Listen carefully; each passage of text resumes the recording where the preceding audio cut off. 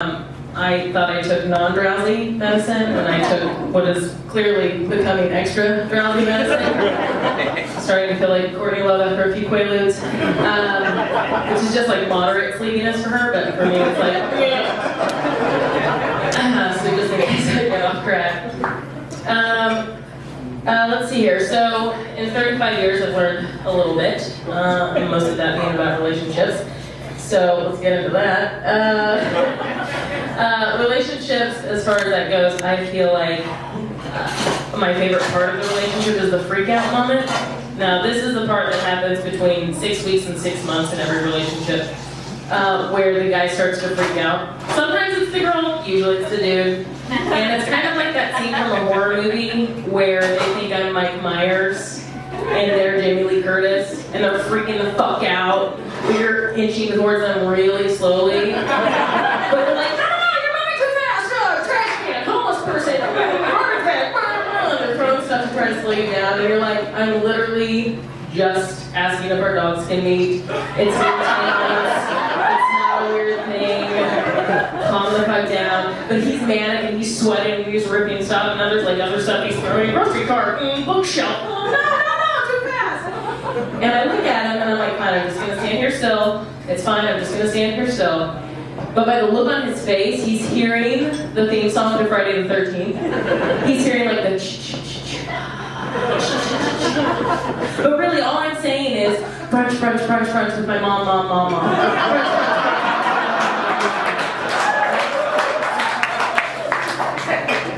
And the closer I step to him, the more he fucking freaks out, his head explodes with brain matter, and it's like, well, we tried.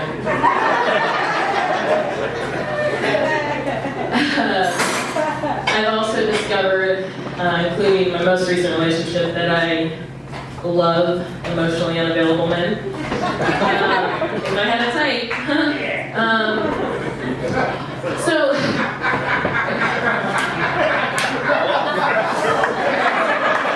somebody knows me really well.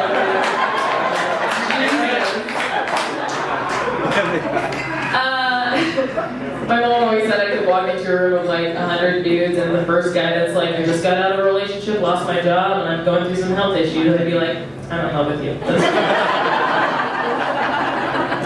I can fix you. So,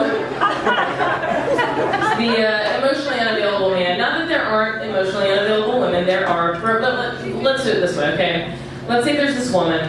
She's been dating this guy for 5 years. They're madly in love. Great compatibility, communication. They built this business up from scratch together. They really love each other, and it's the couple everybody talks about. Until she walks in on him, dildo deep inside of a guy named Guillermo, where, he looks at her and says, not only have I never loved you, but you're also fired and you have to start from scratch. Now, that's devastating, right? That's horrible.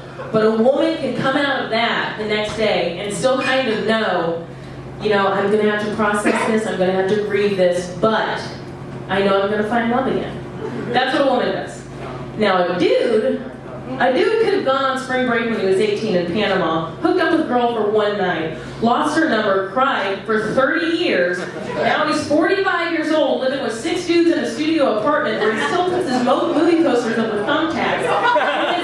And his motto is, I don't believe in relationships because I got burned that one time for 3 days.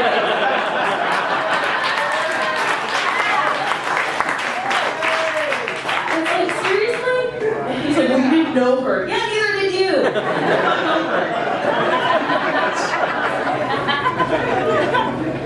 So, after a bad breakup, we all have this in common.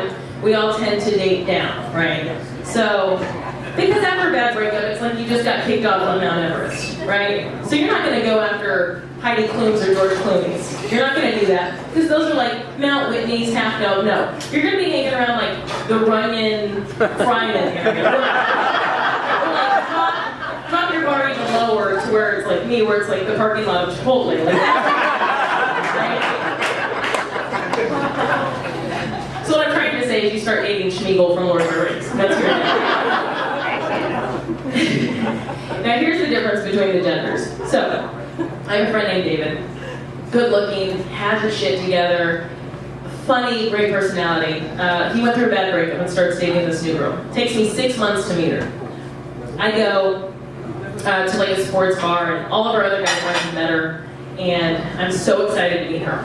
So I go up, I introduce myself. It takes 5 seconds to realize that talking to her is like hanging wallpaper, really fucking boring. Okay? And I look at the other guys and I'm like, what's up with this chick? And I'm like, what do you mean? She's like really vacant. Like she doesn't even, like she's been staring at the same spot on the wall for 20 minutes. There's not even a TV there. She's just like, there's nothing there. And he's like, yeah, well, she's quiet, but you know, David's getting laid, so we're excited for him. That's your bar? David's getting laid?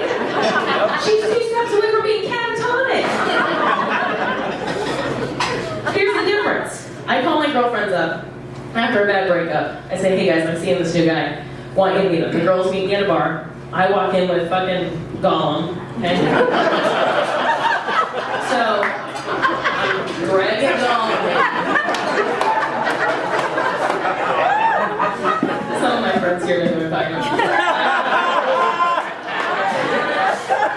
Dragging Gollum in. And 60 seconds. No more than 60 seconds will go by before my girlfriends have come up, separated us, put him in the lift, sent him home, brought me a Sauvignon Blanc, sat me down and said, girl, let's work on this self-esteem because this ain't fucking happening again.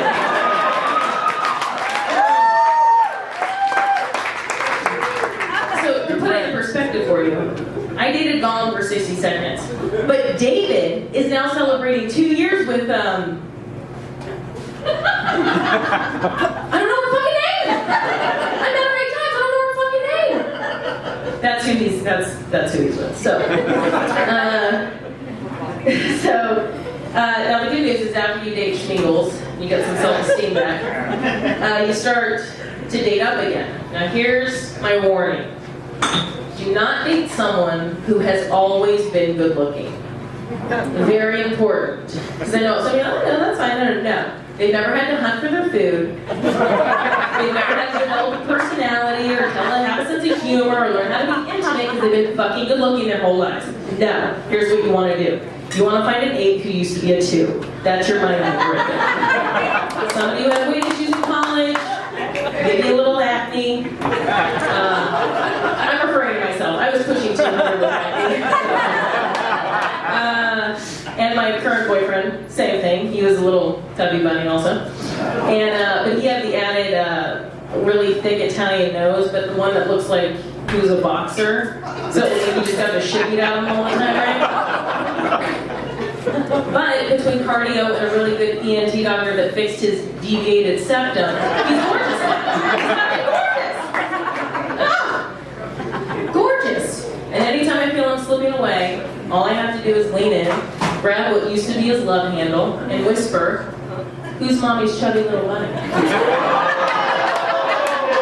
He's not going anywhere. Why, ladies? Because you gotta break a horse to make a stallion, that's why.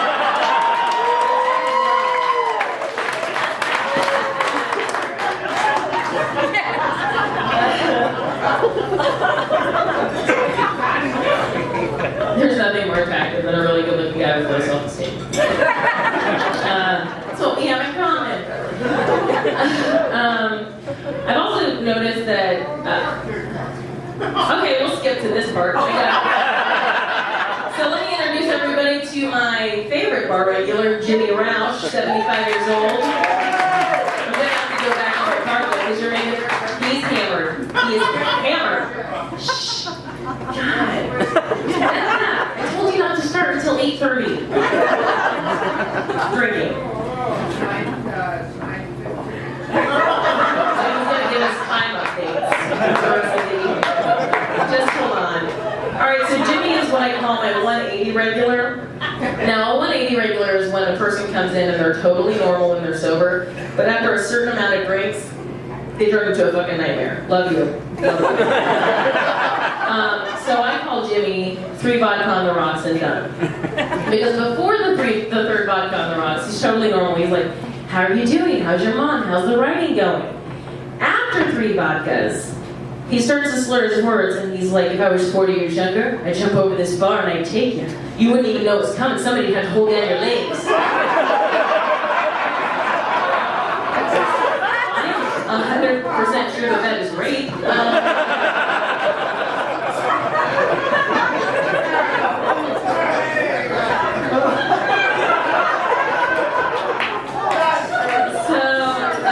One time, another Jimmy story is we were doing a Kettle One promotion, and so we had these tank tops we all had to wear. And I'm well endowed, but we had like these really low-cut tank tops, and across the boobs it said Kettle One. He's had his 3 vodkas. He starts to learn his words, and he's looking at me right here, and he's kind of drooling. I'm like, Jimmy, what's up? He goes, Nicole, I gotta be honest. If those things aren't filled with vodka, that's false advertising.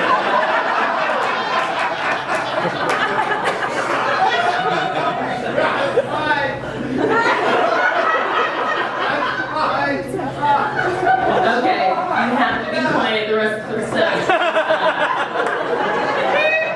Oh, God. Now I'm thrown off. Did I do the therapy bit? No, I'll do it, okay. So, I'm glad you guys are keeping me on point because he's making me lose it. So I'm of the mindset that if I have a problem or if I'm lost or I need help, I will immediately go and seek it. I will ask for it, I look at directions, I'll do it. Men don't do that. I don't know why. It's the whole like why they don't ask for directions and stuff. And then us women get upset and we decide to, what do we do, ladies? We go and whisper in NASA's ear and say stuff like, hey, do you have something we could put like in a laptop or a cell phone that would have like directions and stuff? That way when we and my boyfriend are lost, I can just click on it. But we can't call it, hey, he's looking for directions because he'll never hit the button. But what if we call it something like global positioning system? Or, acronym, GPS. And that way when he hits it, he'll feel like he's tech savvy, but he won't know that he's asking for directions. That shit's everywhere now, right? Right. So I think that there should be one for therapy, because guys don't like to go to therapy. And I think they all need to. So I think that there should be an app. Now again, you have to change the name, because if it said like, what's wrong with you? The guy won't click on it.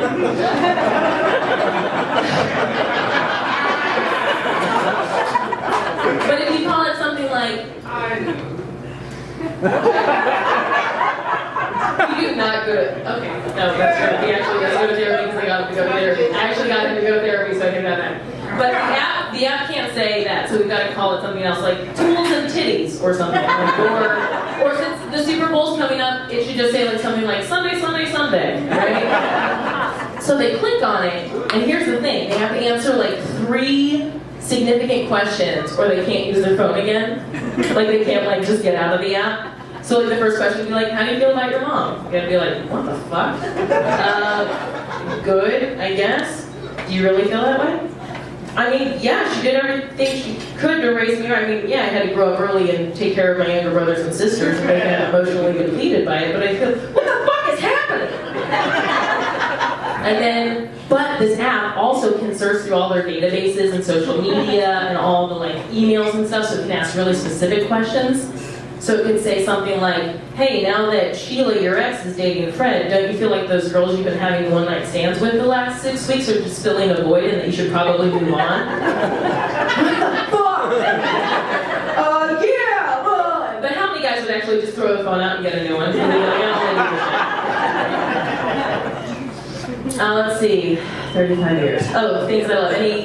Somebody else already asked this, but we have any dog lovers? Yes, right? We all love our dog. This one's obsessed with hers, I know. I love my dog. Her name's Tootsie. She's a chocolate cocker spaniel, 10 years old, and I feel like I'm always one Chardonnay away from breastfeeding her. So, give you a hint, there are 4 pictures of my boyfriend on my Instagram. There's 129 of her. Now, does that explain how I feel about both of them? Absolutely it does. Yes, it does. I love my boyfriend. But I would, like, die for my dog. And I would do, like, the soccer mom thing. If I'm driving, I would just hold the arm out. You know what I mean? That's what I would do for him. For her, I'd get hit by a car. It's fine. Today's your birthday.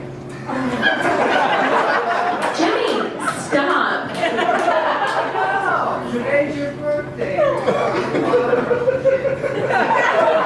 This guy, okay, we're going to keep going then, because I'm going to keep using you. So, something else Jimmy does that's fucking annoying.